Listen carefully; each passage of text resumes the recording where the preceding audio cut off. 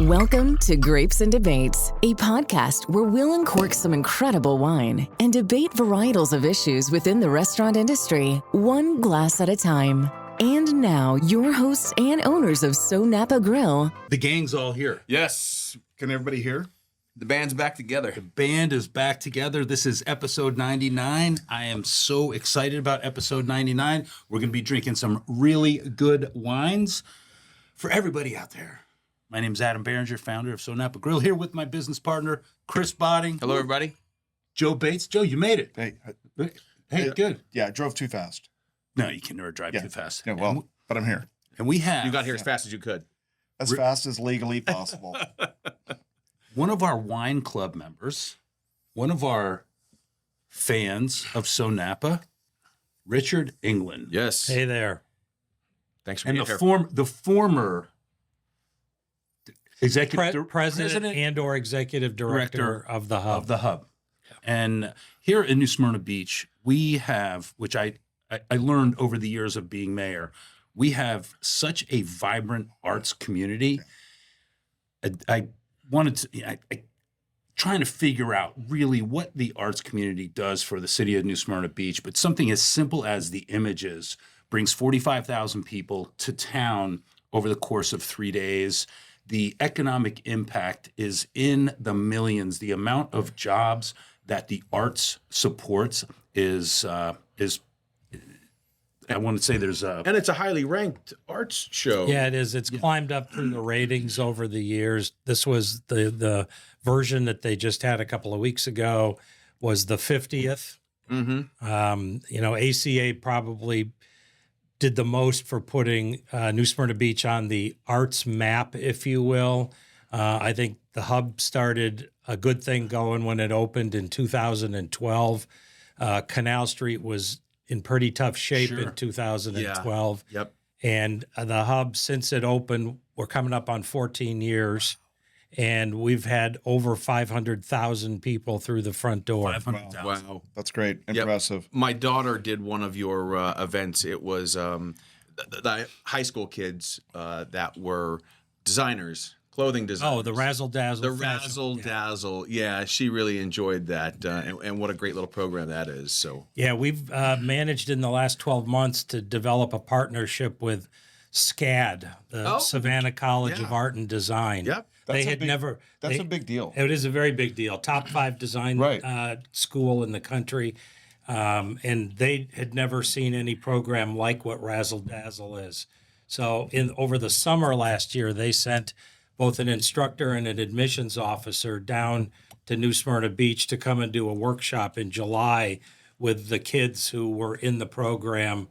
And then they were back in the fall for another one. Mm-hmm. And we had a donor who donated the money to take the senior kids that are in the program on a trip up to visit SCAD. Okay. Just like 3 weeks ago. Well, amazing stuff. Yeah. Well, thank you for all you have done and you continue to do for this community because it doesn't happen on its own. Right. No. Now, Richard, are you from New Smyrna Beach originally? No, I'm not originally from here. I'm from Minnesota, but my family moved here in 1973 when I was 14. Right. And they were in the restaurant business.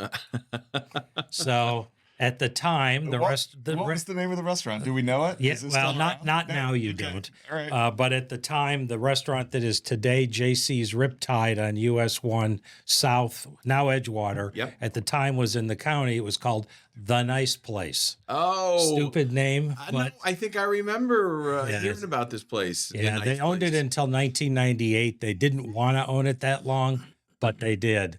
And it was like a 220 seat supper club, big operation, piano bar. Okay. Literal piano bar, Yeah. right? Yeah. And we would have to kick people out in season at, literally do last call at 1:45 a.m. to close at 2 o'clock or so on Saturdays and Sundays. And, New Year's Eve, we were there till 6 a.m. Okay. Well, anybody that's hanging out till 3 a.m., Yeah, listen, that's a young man's game. Go home. Well, Yeah. Go home. I have a confession that I want to make right now. I opened this beautiful bottle of Silver Oak, and this is the 2019 vintage Napa Valley. Richard brought 1994 vintage of Silver Oak, Alexander Valley, and I broke the freaking cork In the bottle? in the bottle. I see it floating. So I'm gonna have to. That's unacceptable. Many of those bottles that came from this group, not just the Silver Oak, the cork broke in the process. Well, It's and been cellared and on its side the entire time, but still. Well, if you get a little cork, it's gonna be all It's right. fiber. I'm going to hand this down. So to we're gonna Richard. paste these side by side. Yeah, I can't wait. So on the left will be the 94. What was going on in 94? Well, no. Why not? Okay. Oh, okay. Something from the audience. Yes. Yeah. From the live studio audience. Yes. Yeah. Like, Where's the applause? Where's the applause?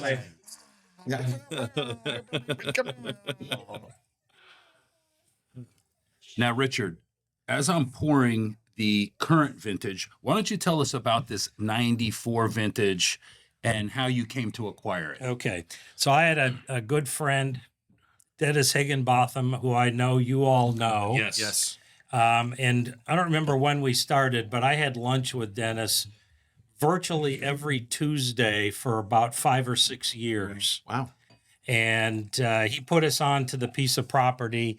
He wanted to buy it, but he gave it to my wife to buy, where Jane's ended up being built. My wife is responsible for Jane's Art Center on Magnolia and Downing.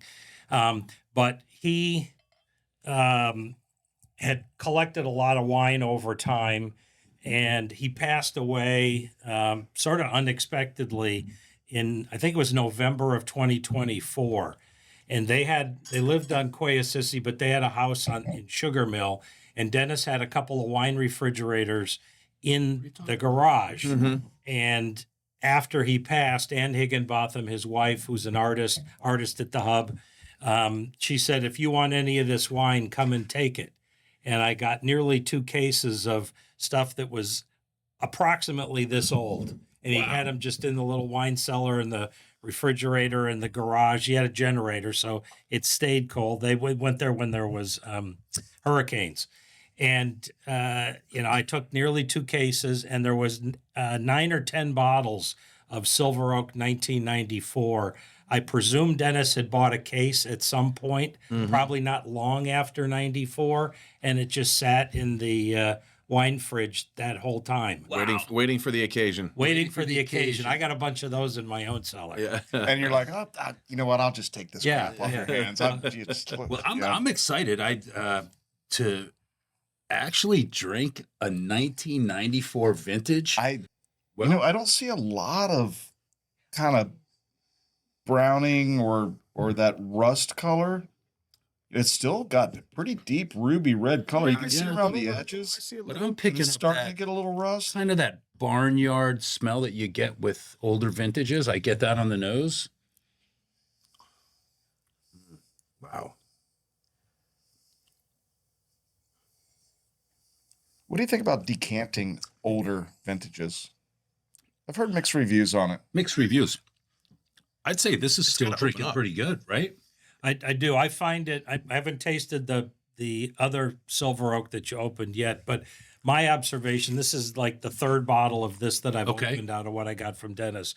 First 2 tasted fine, but I notice a fairly different style between the current. And I don't know how much of it, because I'm not a wine expert like you all are, but gosh. I know what I like. But this has more of a spare, to me, minerally than the more fruit-forward California cabs of today. I would agree. And I don't know how much of that is age and how much of it was the vintner style at That time, right. Do we know the winemaker from 94? Did we do that? I Did we didn't do a that deep research? dive into that. No, I'm totally unprepared. Yeah. Totally Yep, unprepared. shocker. Yes. I will say that of all the bottles, the biggest number was this 94 Silver Oak, but there was, I had altogether probably 22 bottles that I picked up, and I've drank several of the others. Nothing, this was the oldest. I had some 2000, 2001 Camus, and you know, if there was one or two French wines in there too. Nothing I've tasted off or bad to me. Right. So they all held Nice. held their own. You got lucky. I guess so. Didn't pay anything for it. Ann Higginbotham's generosity and Dennis. Thank you, Ann. And Dennis's. Yeah, and well, good- here's the Dennis. Here's to Dennis. Here's to Here's Dennis to Dennis. Higginbotham. Cheers. Yeah, a great human being for this community. Oh, yes. And a big supporter of us. Yeah. yeah, absolutely. Now, when you taste the two of these side by side, you exactly what you said. You're going to taste this. This is, and this, again, we're not comparing Alexander Valley to an Napa. Alexander Valley. Oh. We're comparing the 1994 Alexander Valley to the current vintage of the Napa Valley. But when you taste it, you just get the fruit forward. It's such a different wine. Mm-hmm. Do you think that's more about the age, or it's more about the style the wine was made in? I think it's more about the age, but also the difference between Alexander Valley and Napa. Napa, in my opinion, between the two, Napa tends to be a much smoother drinking wine. I think the Alexander Valley has a little bit more tannins, which the Napa Valley is probably about double the price, but I happen to have always liked the Alexander Valley better between the two.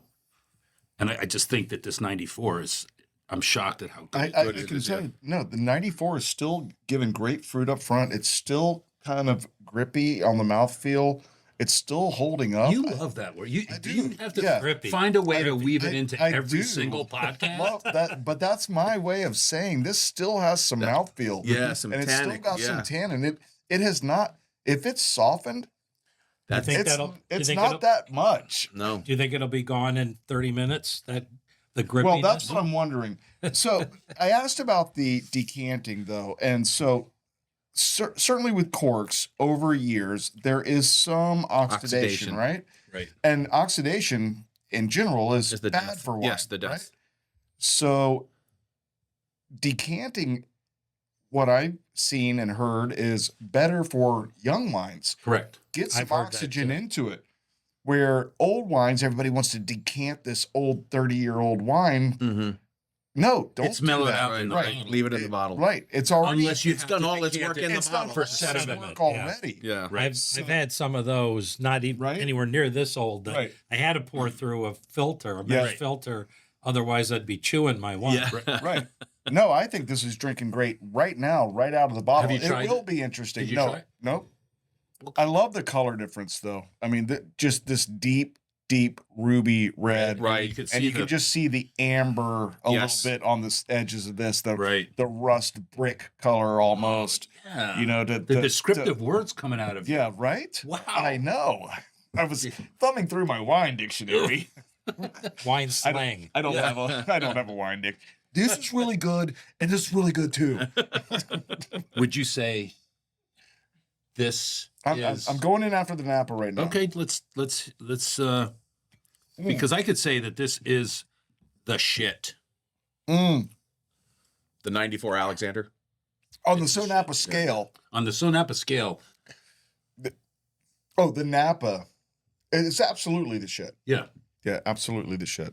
Sorry, Mimi. Is that a compliment? It is. So we've got. Can we just revisit? That the is Napa our, that's our scale? slang. So we've got a SoNapa scale. It is Very what would unorthodox. you get? It's Yeah, unorthodox. unorthodox and a little bit juvenile. But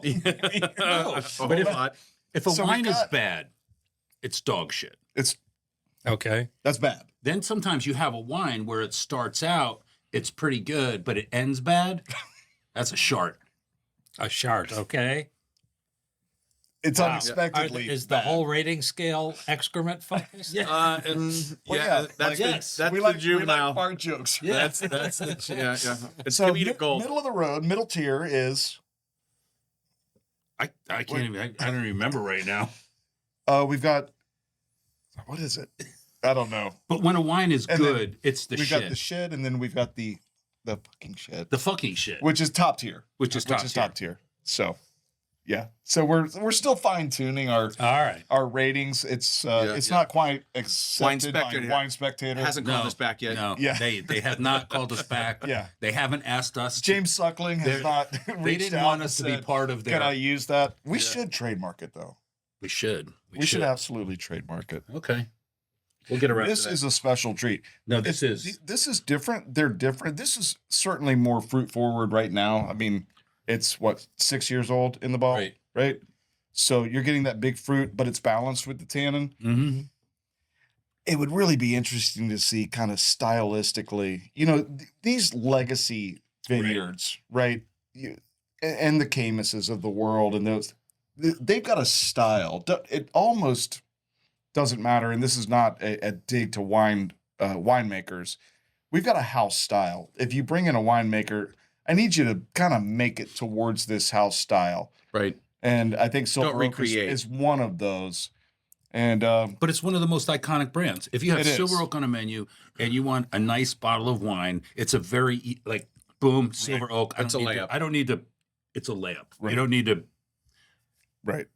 Overthink it. It's interesting to taste these side by side. What do you think of the two side by side? I kind of like the old one better. Right. Yeah. Yeah, me too. Yeah, And I'm and I don't know if that's nostalgia or I, it's drinking great. Yeah, no, I listen, it's got some characteristics that I haven't tasted in a wine in quite some time. And I like that. right. Usually, It's different. because when I'm drinking, most cabs, it's that, that big fruit forward, the characteristics that you get like with a Napa cab. Yeah. Right. Those things just really jump out at you. But this, It's really nice. I just think it's become so balanced. Yeah, love. I think since we didn't have Didn't to taste break it? open the Didn't second, taste this I one? think Well, six, including that. We haven't had to break it open yet.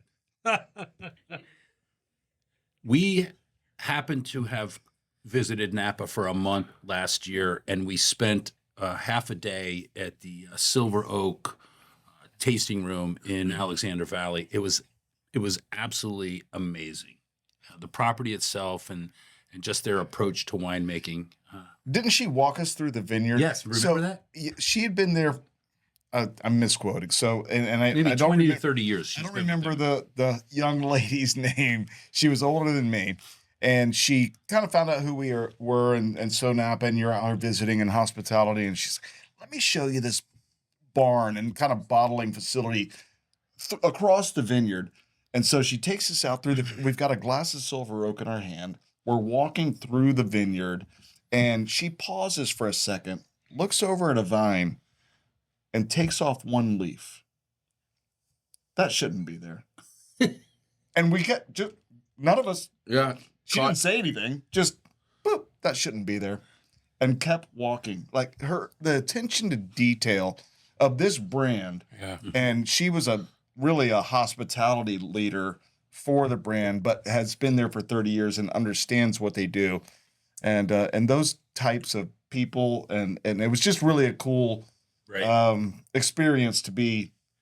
These grapes that we're standing next to will be in the bottle and on the table in 3 years. a real steward of the wine. Right. Yeah, absolutely. And So also- these guys are doing it right. Yeah. And Silver Oak, it was probably one of the first tastings we ever went to. We were with Biz. We were in the fields. Yes. And then we went back.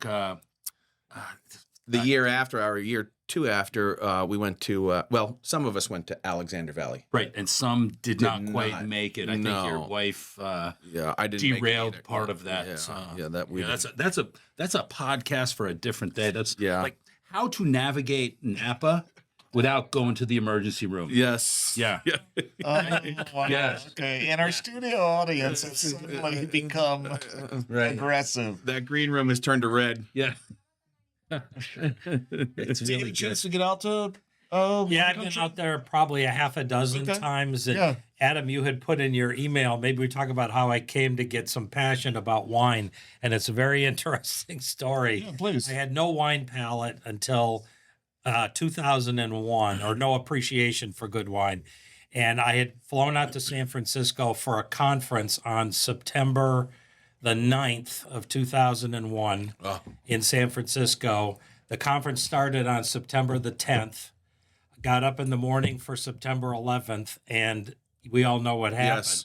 And all the airlines shut down. I wasn't supposed to For go back days. until Thursday, so we had to stay in San Francisco for the whole week. And the sponsor of the conference felt bad for some of us, so they hired one of the small buses and took a bunch of us to Sonoma. And we visited a bunch of vineyards, and I had never been to a vineyard. I'd never been out there before, and that's what started. That's what started the whole thing. And it kind of. I'm just gonna Just hand this to her, please. Sure.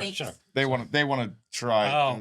That's It's what the that studio was. audience. I thought you were audience. stealing my other No, bottle. I'm not at all. Audience participation. Okay, this is a very special bottle, and the studio audience are wise, and Charlie Barley, a frequent guest, Yes. wants to share. So you're at a conference. 9/11 happens. Yep. Shit shuts down, and then you go to Right.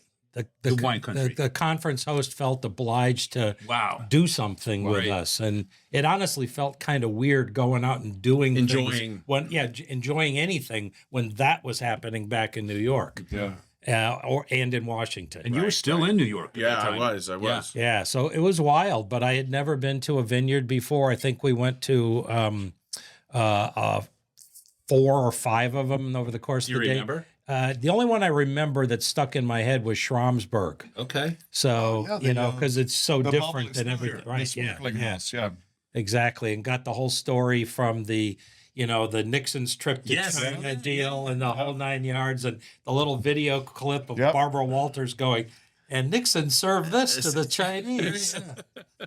A toast to peace. Yeah. And the vintner at the time, whose name escapes me, was good friends with H.R. Haldeman, who was Nixon's, I don't know, chief of staff or something like that. Yeah. And that's how that connection happened. And it's been served at the White House ever since. I believe that's correct. Yes. Yeah. I had my first bit of Schramsberg at your house, Richard. Really? Yes, I did. Yeah. Okay. You had us over for a dinner, and you had served Schramsberg, a couple of different Right. Yeah, a couple of different bottles. Yeah. And that was but thank you for that. That was a great experience. And Richard, you also, as a way to raise money, I think it was raising money for Razzle Dazzle. Yeah. You somehow met Tom and Sarah Matthews. Yeah. You had him conduct the wine tasting, and you, from your private cellar, we pitted Bordeaux's against some really good Napa cabs. Yeah. At the peak, I probably had 900 bottles in my cellar at home. I moved to a condo, so I had to stop the inflow and increase the outflow. Drinking. Yes.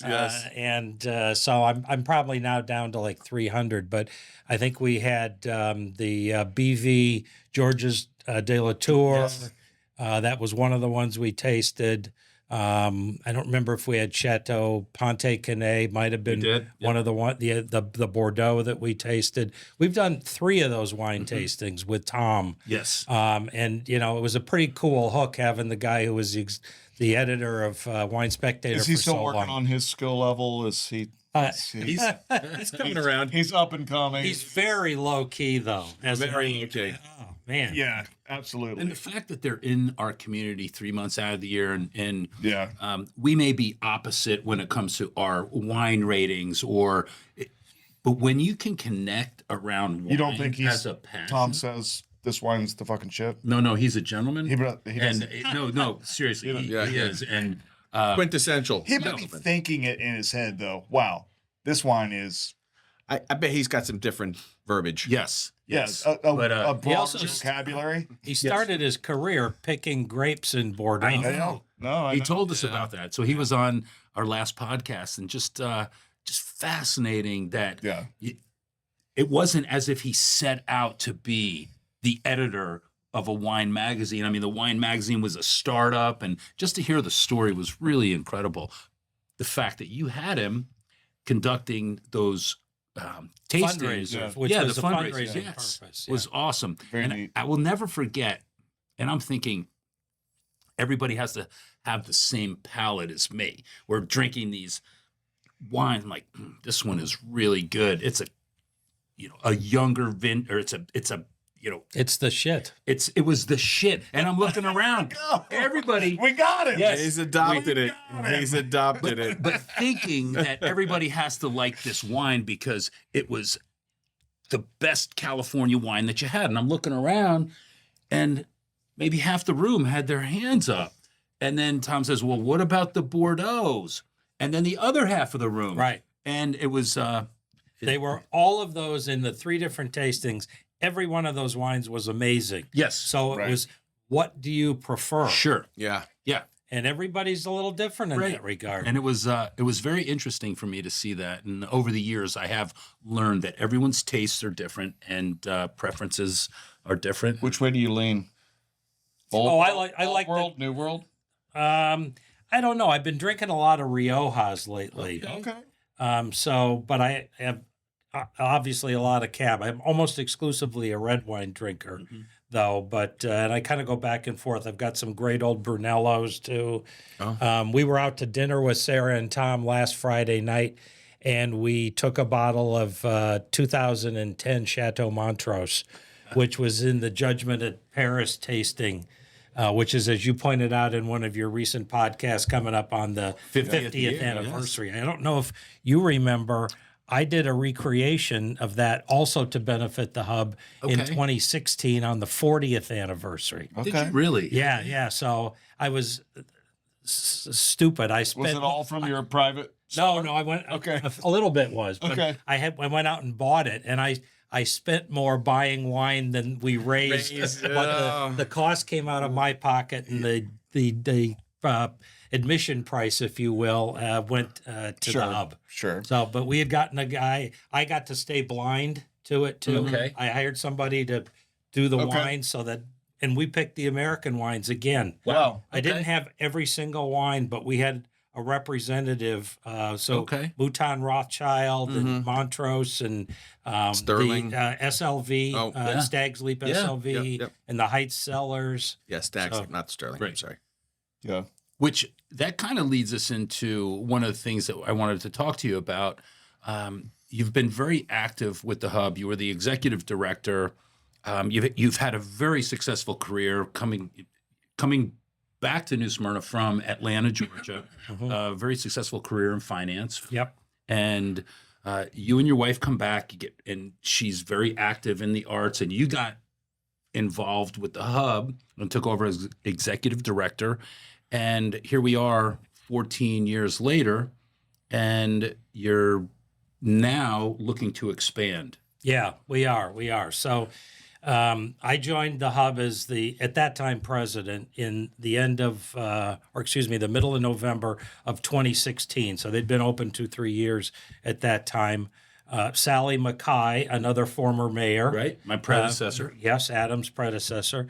She was having some health challenges. She had been the president, and I'd been on the board for 10 months at that It wasn't long, I remember that. And I had retired on October 31. November 18th, Sally and another one of the founders came to my house on a Sunday afternoon and said, we need you to take over. And that was a big risk for them because I had no arts background whatsoever. But the key was they needed somebody who would work for free. And I was willing to do that because my finance career had been pretty good and didn't need the money. So I said, okay. And little did I know what was going to happen. So it became, part of my life, and it took over everything. And then a few years later, my wife bought the piece of property where Jane's is, built that. And after, 3-4 years, she was looking to spend more time with our grandkids. And she couldn't sell it because if she sold it, it would have been torn down. Somebody probably would have put townhouses there. And she couldn't bring herself to do that, having put all that effort into it. And so what we did was work out a way where she would donate 100% of the assets of Jane's to the hub. And so we rolled that up under the hub's 501c3 status. We were Jane's was at that time already bursting at the seams for the Right. classes and workshops piece of what they do. The ceramic studio is amazing. It is awesome. The best here by a mile, and probably in the entire Volusia County area. The hub also that was the only business that I wanted to expand that the hub did. We didn't need a performance venue. We didn't need more gallery space, but more classes and workshop space would be fabulous. And the way my wife built the 2 existing buildings on the property at Jane's, she put them in the northwest corner and left as much green space as possible. So we are just about to break ground on a new arts and cultural education center on the southeast corner of the property. So we'll have 2 L-shaped segments with as much grass as we can preserve in the middle. So that'll give us 4 classrooms, 2 more ceramic studios, and 2 rooms for other art, and allow us to significantly expand the capacity to do both classes and workshops and more outreach, which is a key piece of what the hub does too. And so we're very excited about that. It's taken us like 6 months longer than I expected. Maybe I was being naive to get through the city permitting process, but we finally got the go-ahead. It's so easy to work with the city. Oh, yeah, I know. Mayor Fred Cleveland, Yes, you're on notice. But here we are ready to break ground. We had started a capital campaign. We've raised roughly $750,000. We got a $600,000 ECHO grant. Nice. We've probably got 250 to 300,000 more to go, which I expect to get to by the time we're done with construction in about 12 months. But we are back in now that we have something to show and see people actually moving dirt and piling up concrete blocks and all that stuff. There'll be evidence that we're actually going forward with this thing. So we've got a capital campaign that we're back in the mode of. And if anybody wants to take a look at what the whole details of this thing are, they can go for One for the Arts, and that's FOR, oneforthearts.org. Okay. And the whole layout is there, what the renderings of the building look like. And it's a terrific cause in my judgment. And the good thing is with the restart, or a good thing of this, with the restart of this campaign, we've got a couple of donors who are going to match the first $100,000 donated. Wow. So if you are willing to donate $1,000, it'll turn into a $2,000. Wow, that's great.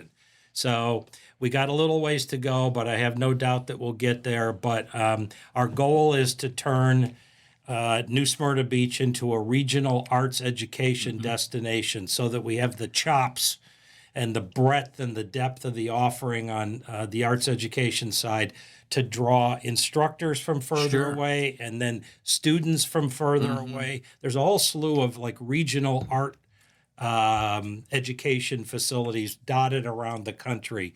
And I don't think we're ever going to have the breadth of some of them, like John C. Campbell Folk School and other places like that. But within the niches that we operate in, we expect to, the way I'd like to describe it is to say that we'd like to be another leg under the stool of the arts reputation in New Smyrna Beach. Wow. Focused on education. Awesome. Well, that is a lofty goal. It is a lofty goal. Achievable. Any way that we can be a part of Listeners it. out there, and Let us know. listen, we have Get your listeners textbooks. across the world. Across the world. It's global. It's I mean, did we have a global phenomenon. Did we have 1 billion views? Did you really? No. Okay. If every one of them gives $1. Yeah, listen, right? right? If that's 3 billion, No, hell, Just $1. Just $1. yes. Oh my God, that was funny. But, One day. and are you partnered with the local high school at all? They do a lot of We do stuff. some things with You the do high some- school, sure. The middle school, the elementary school. There is one of the click-on things that you can do on that oneforthearts.org website is see all the outreach. Right. Because that's a key piece of what Yeah. we're all about. We have probably the greatest touch with the community of any of the arts organizations in Volusia County. Yeah. And there's lots of arts organizations, and I was always involved in, and really, I've been involved with the ACA only since I became mayor. I had no idea growing up here and coming back about the arts. And I think you take what ACA is doing and then you take what the hub is doing and what it brings to Canal Street and the foot traffic. Like you said, 500,000 visitors. That's impressive. Yeah, it's pretty significant. And I will add that I'm also on the board of the Southeast Volusia Advertising Authority, which oversees the Visitors Bureau here. And 3 years ago, they have a consultant who does a strategic plan update for them. And one of the recommendations on that strategic plan was New Smyrna Beach, you've got an arts reputation. There is no arts district here that you can point people to. The obvious place for that to be is Canal Street area because the Artist Workshop is there, the Hub is there, Jane's is there, Arts on Douglas is there. That's where Images lives when they have it. Yeah, exactly, the overlay. Yep. Right, and so we put together a group of representatives from all the arts organizations, a few other, I'll say, concerned citizens, if you will, and over the course of a year or so, we got an arts designation put together. We kind of were self-declared it. The commission gave us the go-ahead to self-declare it. And we had a logo developed, and there are now banners hanging on Canal Street and Magnolia with the Arts District logo. And because of that, the Visitors Bureau is now advertising against Arts District. That's great. Yeah. And it's just a great thing for our community. It just brings more people here. Yeah. Are there any kind of art communities that you are mirroring a little bit? Like, hey, we want to be like those guys. Mount Dora comes to mind. Yeah. But, DeLand has a fairly good arts community they've got a too. cool No, but kinda they would like arts- to be like us. But they can't. Because they don't have the intercoastal and they don't have the beach. That's true. Yeah. Right. They don't. They would like to be like us. Sorry, DeLand. Would you like to answer any other questions that I ask him? Sorry. Miami, how's that? Oh, Miami? Well, yeah, Arts District in Miami. That's kind of where this whole business started. Miami. Okay. You know, there was a very depressed area in Miami. I can't think of the name of the street. And the city, I think, pushed artists into these empty spaces to try and use up the space. And it became blossomed. something. Yeah, it became an enormous thing. And then the Art Basel organization has their U.S. footprint there. And a guy nails a banana to the wall and sells it for $100,000. Right, and then the banana goes bad. Yeah, and they sell it again. Yes. Get a new banana, sell $100,000. Yeah. I think Charleston has a That's great, bananas. Charleston has a great art community, and they have their event called Spoleto. Spoleto, yeah. Yes. A lot of food associated with that one, too. Yes. Yeah. Well, that's awesome. Well, everybody should keep their eye on the horizon for the hub and They should. what's happening with them. And go to tell us again oneforthearts.org. Oneforthearts.org, and I'll make sure to put it as a right down here. Yeah. I know how to do that. There's a hashtag. I don't know. I mean, Yeah. it'll be. Are you on the socials? We'll be back with that soon. Okay. I mean, there's obviously the hub is. You can follow. I'm kind of waiting to do a full-blown public push till people can drive by and see a bulldozer or something there. Right. Yeah. So especially since we Something tangible. we had a ceremonial groundbreaking when I thought I was going to get the building permit, and then I didn't get it. And it's like, Yeah. Did you do the gold shovel? we did. You did. We did. All the Come on, politicians you did were this there. gold shovel. Yes, you have to do that. Yeah, well, you have to. Yep. So Ceremony. were there several gold shovels and Yes. everybody went? Yes. Yes. And then hard hats. Yes. We're wearing No, hard hats. the You hard gotta- hats. You have to do it. You have have. to do it. Okay. All right. All right. Yes. Yeah, I love it. Well, that was first of Special. all That was special. tasting the wines. Yes. Absolutely special. A 94 compared to the 2019. Just fantastic. Dennis, thank you for not being like us. Yeah. Because it wouldn't have wouldn't been have lasted, around. yeah. It wouldn't have lasted. A case of Silver Oak wouldn't have lasted a month in my house. So thank you, Dennis. Thank you, Richard, for being here. Thank you for what you do in the community. Thank you for being part of our wine club and